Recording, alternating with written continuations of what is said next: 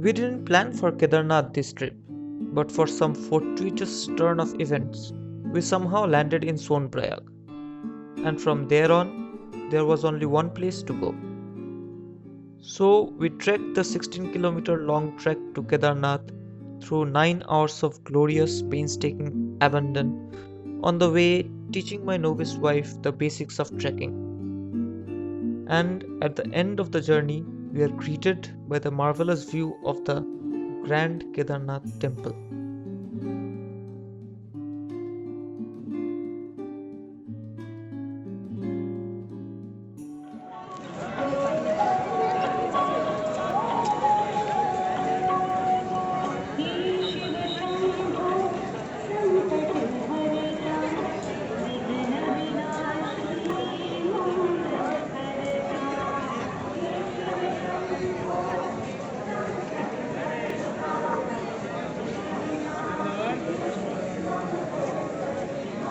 So, good morning, guys. It is the second day of our Kedarnath trek. We had reached Kedarnath yesterday at around 7:20 p.m. and the Momita was really very tired and her waist and her calf muscles were paining a lot, so she was not in the best of her abilities. We made some friends while on the trek, and they were on ponies, so they reached earlier, and we asked them to book some beds because normally we do not have hotels out here. We have dormitories. There are normally 6-bed dormitories, and each cost around 5,000 rupees just nearby the uh, temple. So this is the hostel or dormitory, whatever you want to say. This is where we are staying, and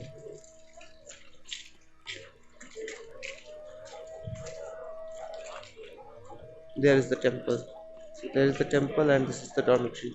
I think in the base camp we will get beds for as low as 100 rupees, but we wanted a good room, a good view, so we booked this room 5,000 rupees for 6 beds. They are providing hot water uh, and they have light. Electricity is there. Normally, every dormitories in this locality has electricities. At the base camp, the electricity is a problem. So the next thing is the temple is open from around 6 in the morning to 11 in the noon. So till then you have to, if you want to visit or enter the temple, then 11 a.m. is the last time. Also, the temple, the trek, the entire Kedarnath Yatra will be closed from November 15. So the Kedarnath Yatra only runs till November 15, and then after that, because of the snowfall and the treacherous roads, they decide to not continue it further. And then the statue of the god is being shifted to Ukhimat from Kedarnath. The view is almost surreal. The sun shines on the peaks and it gives a very surreal background to the temple. The temple is also decked up in lights once the evening sets in. Now the aarti is going on. People are getting in by lines into the temple.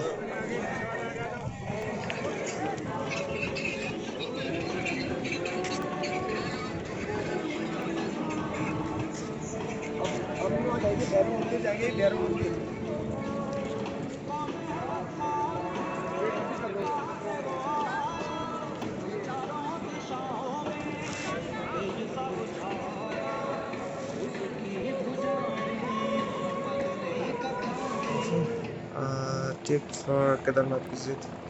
Uh, do not come in the weekends. It is quite crowded. Um, If you have an opportunity, then come on the weekdays. You will have lesser crowd. Although the crowd is there, but the crowd will be less than what will be during the weekends. So that's the sun has come out. The sun is shining brightly. So it's 9 a.m. and it's a bright sunlight here, and we are moving towards the temple premises. Yesterday, my condition was really not good. I was suffering from a lot of pain, and also I was a lot tired. And the cold was, it was biting cold. The temperatures were hovering around somewhere 0 degrees. It was something around -1 or something like that. So right now, I feel kind of better, a bit better than what I was feeling yesterday. I'm heading towards the temple premises and I hope to get a glimpse of the deity inside.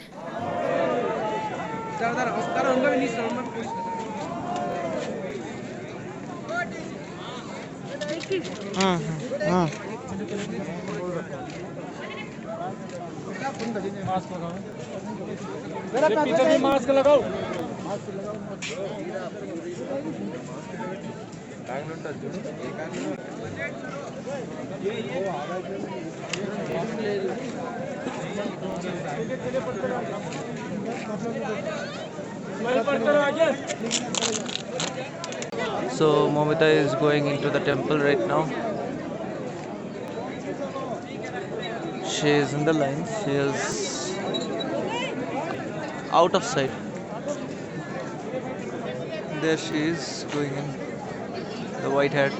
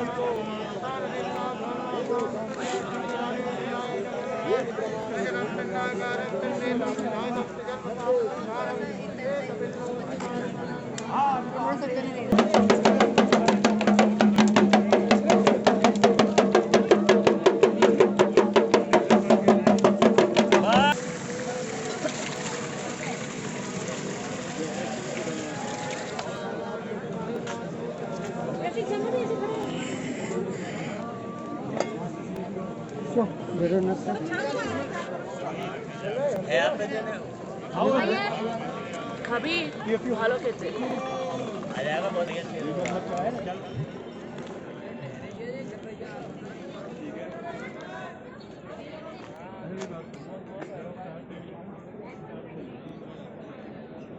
So there is an avalanche just behind the temple.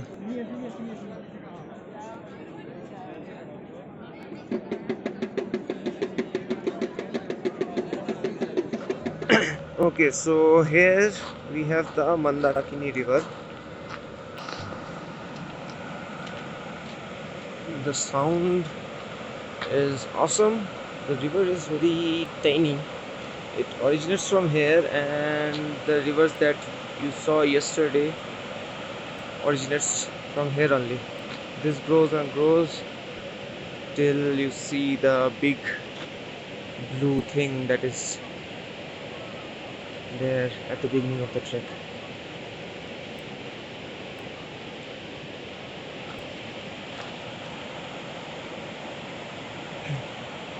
Some people are bathing out there, and some people are trekking down. Basically, there is the lake called Vasukital. Vasukital has to be gone from this. There's a bridge, and then there's this zigzag pathway, another zigzag pathway, and then you reach there. So that is Vasukital. If I had been alone or with someone else, I would have attempted to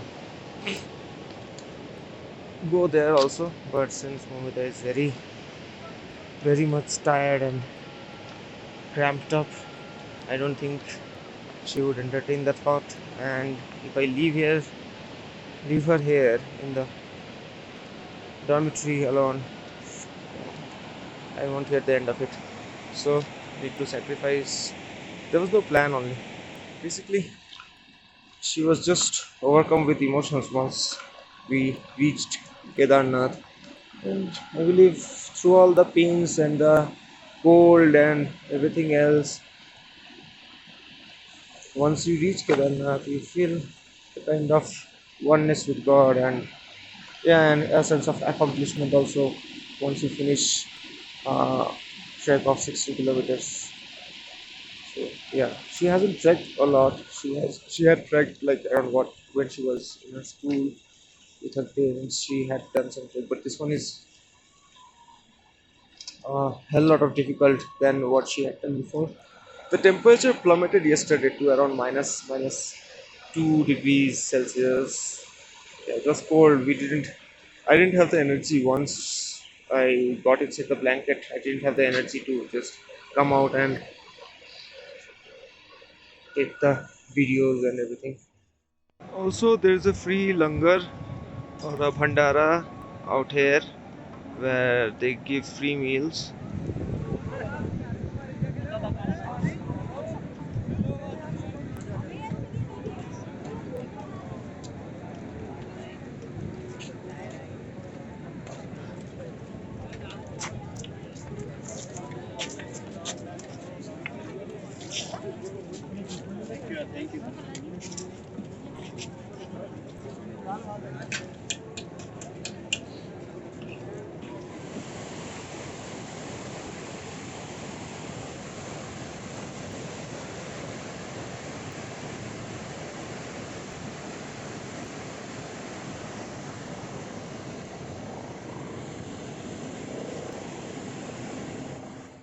Hey, all lovely people. So it's Momita here, and right now we are on our way back to Gaurikund.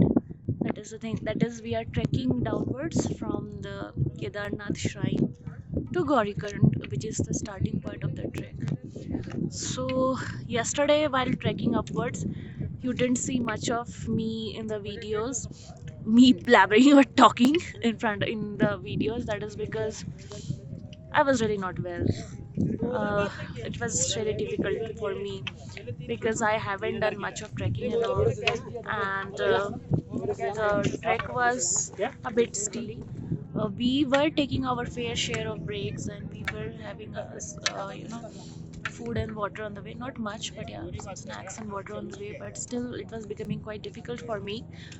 Added to that was the sunshine, very bright sunshine, so it was making all the everything all the way more difficult for me. And when the sun went down, still around 4 kilometers of trek was left, and it was straight uphill.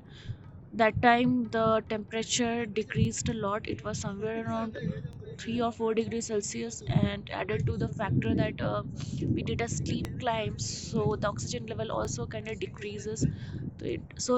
All of these factors added to the woes. So I was having this kind of breathlessness. My extremities were very cold, and it was becoming very difficult for me to go on with the trek. When I reached the shrine, I was in a very bad state. My health was in a very bad state. I was, it was so cold. It was so cold, and I was just panting for breath all the way. I did not want to stay outside for long. Somehow we reached the hotel room. It was not actually hotel room, but homestay, and there were four other people with us. I just I just got inside the blanket. I did not even have food because I really did not feel hungry and did not feel like having anything. Just few biscuits, and I slept. I had a tablet of cetirizine. And I slept like a log, crazily. And when I woke up, it was around 7:30. The room temperature was quite good. It was quite cozy because already six people were sleeping there because of that. But when I woke up, I was all refreshed. I was all fine. The pain, body ache that I was having yesterday while climbing, specifically on my waist and on my knees, that was aggravated by the cold weather condition, the dipping temperatures. But once the sun came out and the temperature became a bit normalized, the pain also went away. I'm fine right now. Yesterday I was suffering from blocked nose and blocked sinuses as well, all because of this very really cold weather. I think at night the temperature must have dipped to something around -2 or -3. I have never been in such kind of temperatures, but nevertheless I really enjoyed the darshan or having the glimpse of the deity and walking around the temple premises. It was just pure bliss, pure bliss. It was peaceful, peace that I was looking for so many days. I got it here, and it was all the hard work and all the suffering was worth it at the end of the day. I mean, yeah, next day. So yeah, that's it. If you guys ever get a chance, do pay a visit. If you feel that you won't be able to trek all the way on your legs, then there are options available. Like you can avail the helicopters and those and mules, I guess. Yeah. Otherwise, if you feel like, you can definitely trek all the way on your legs. I Bhaskar gave several times. He offered me if I wanted to go on the, I mean, take the help of a mule or something like that, but I really did not want to. But there was some strong determination in my mind that if I'm going there, I will walk on my legs. So yeah, there was a bit of suffering, like quite a lot of suffering, but and in the end, it was all worth it. It was all worth it, guys. That's what I want to say. And yeah, so let's carry on with our trek downwards. Here, I'm signing off now. Stay tuned.